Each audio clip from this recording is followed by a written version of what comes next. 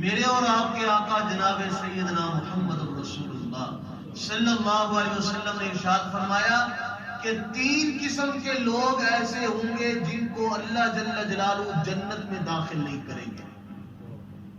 3 قسم کے لوگ، فرمایا کہ سب سے پہلا دھوکہ باز، جو لوگوں کے ساتھ دھوکہ کرتا ہے، یہ بندہ، یہ دھوکے باز جنت میں داخل نہیں ہوگا۔ اور آقا علیہ الصلوۃ والسلام نے فرمایا کہ دوسرا بخیل، بخیل جس کو اللہ جل جلالہ نے مال و دولت کی نعمت سے نوازا، اللہ نے دیا، لیکن وہ اللہ کے راستے میں خرچ نہیں کرتا، بخیل ہے۔ آقا نے فرمایا کہ یہ بھی جنت میں داخل نہیں ہوگا۔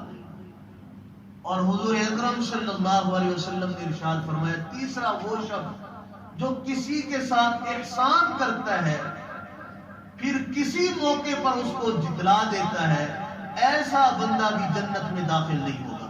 ایک اور حدیث میں رحمت للعالمین پیغمبر صلی اللہ علیہ وسلم نے فرمایا کہ ایک وہ بندہ جو جھوٹی قسمیں کھا کر اپنا سودا بیچتا ہے، جھوٹی قسمیں اٹھا کر اپنی چیز بیچتا ہے، وہ بھی جنت میں داخل نہیں ہوگا۔ آقا نے فرمایا کہ دوسرا وہ شخص جو اپنی شلوار ٹخنوں سے نیچے رکھتا ہے، اور فرمایا کہ تیسرا وہ شخص جو احسان جتلاتا ہے۔